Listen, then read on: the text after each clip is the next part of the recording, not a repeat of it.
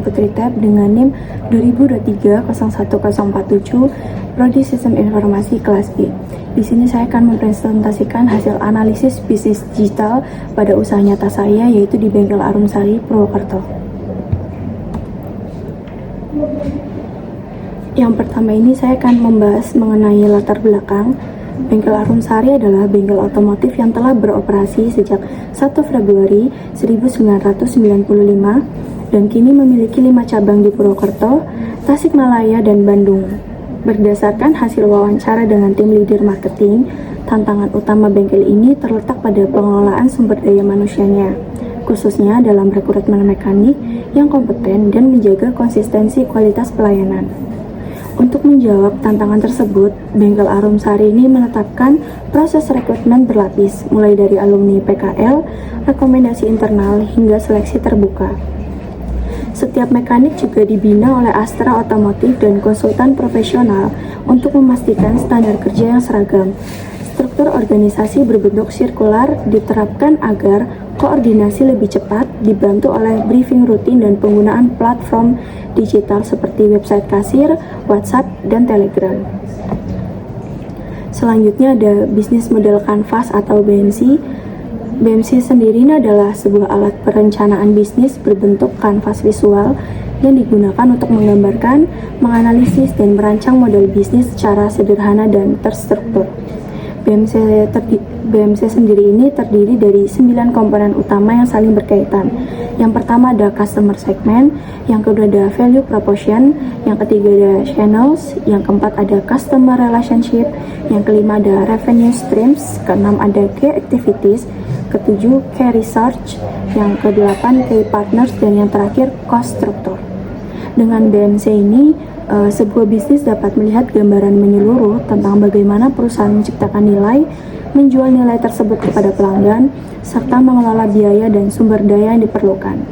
Alat ini membantu pemilik usaha memahami kekuatan, kelemahan, peluang, dan juga perbaikan yang dapat dilakukan pada model bisnis mereka. Lalu selanjutnya ada penjelasan mengenai stakeholder mapping. Stakeholder mapping sendiri ini adalah proses mengidentifikasi, mengelompokkan, dan memahami pihak-pihak yang memiliki pengaruh atau kepentingan terhadap suatu organisasi, proyek, maupun bisnis. Melalui pemetaan ini, perusahaan itu dapat mengetahui siapa saja stakeholder yang terlibat, bagaimana peran mereka, tingkat kepentingan dan pengaruhnya, serta strategi yang tepat untuk berinteraksi dengan masing-masing pihak.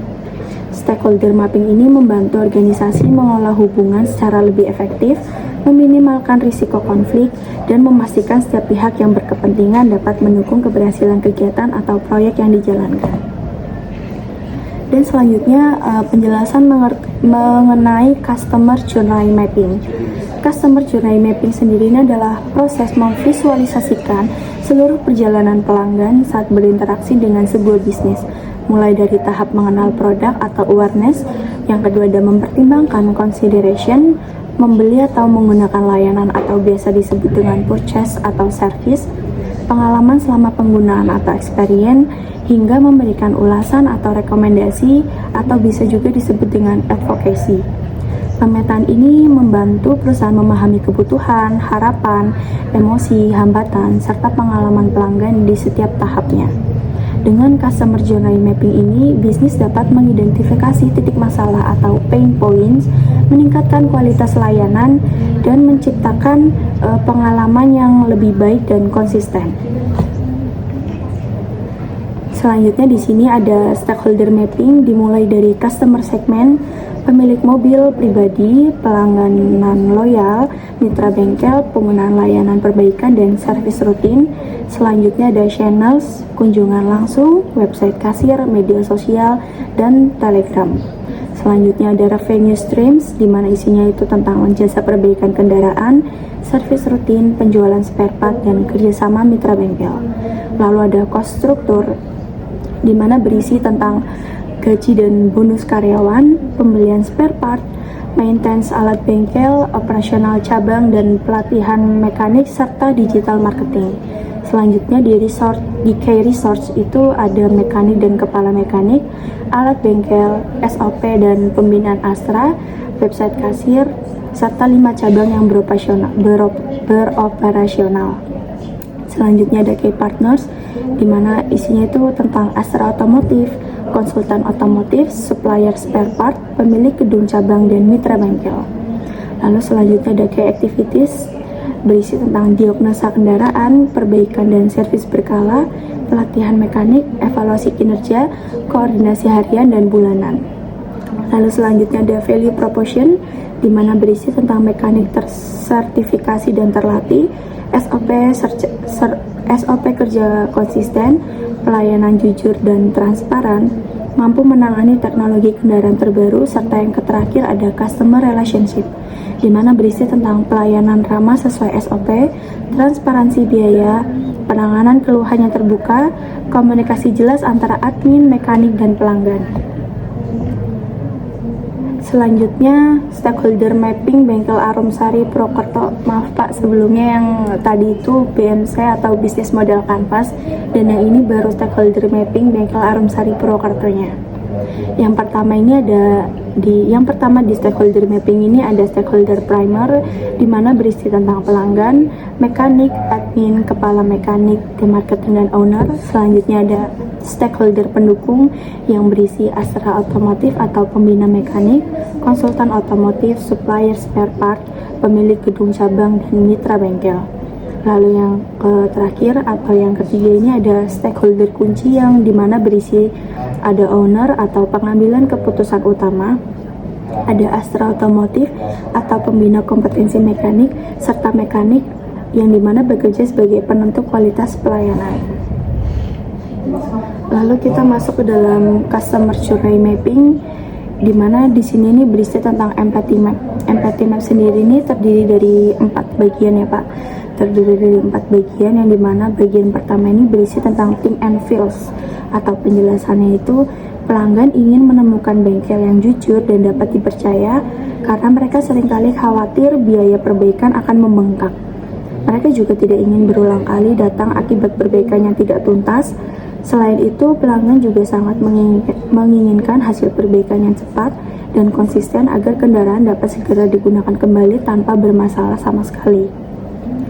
Lalu di empathy map yang kedua ini ada di mana pelanggan itu melihat aktivitas mekanik yang bekerja sesuai dengan SOP, serta keberadaan ruang tunggu yang disediakan untuk kenyamanan mereka. Mereka juga memperhatikan kesibukan bengkel dan bagaimana respon kerja tim dalam menangani kendaraan.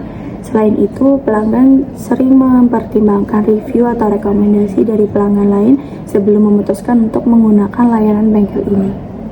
Yang ketiga ada hear atau mendengar.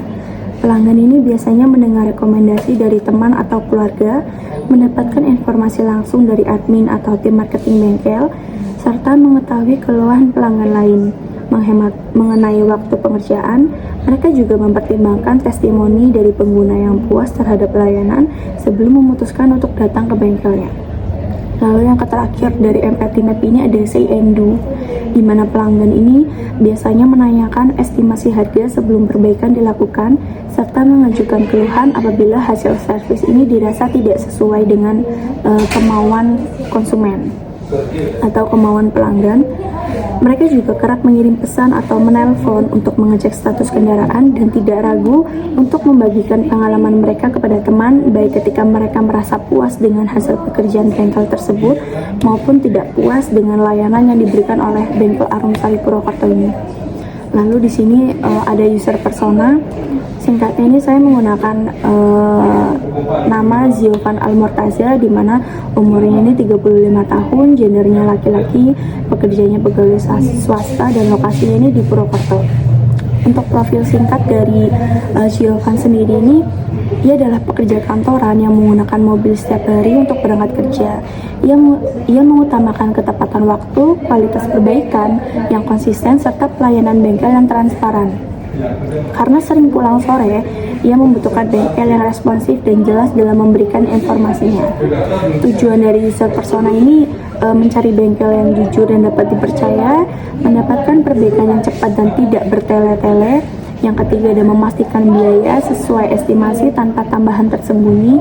Yang terakhir ada mendapatkan penjelasan yang mudah dipahami terkait kondisi kendaraan.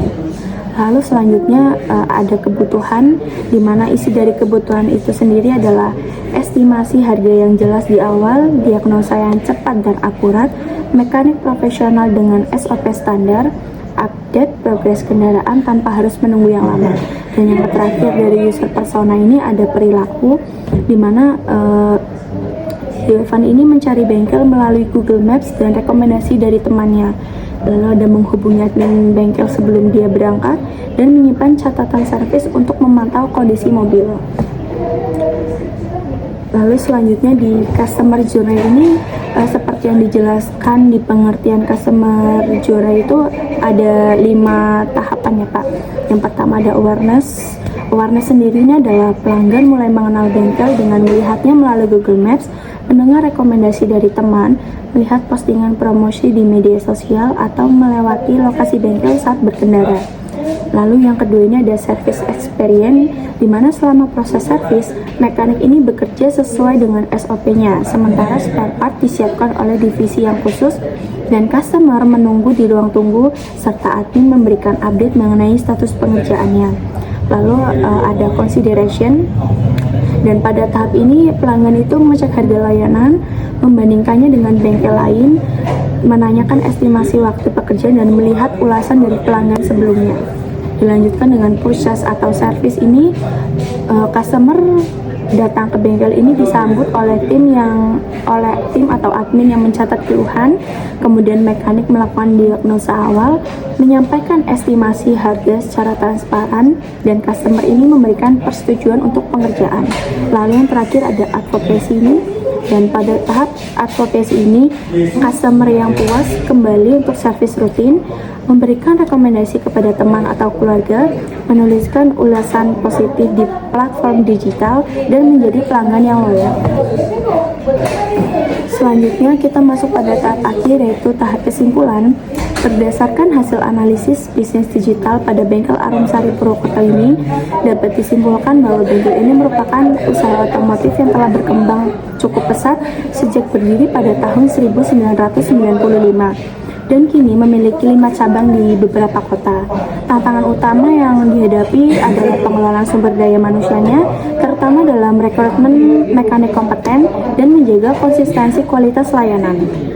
Untuk mengatasi hal tersebut, bengkel Arumsari ini menerapkan proses rekrutmen berlapis, pembinaan mekanik melalui Astra Otomotif dan konsultan profesional, serta struktur organisasi sirkular yang mempercepat koordinasi.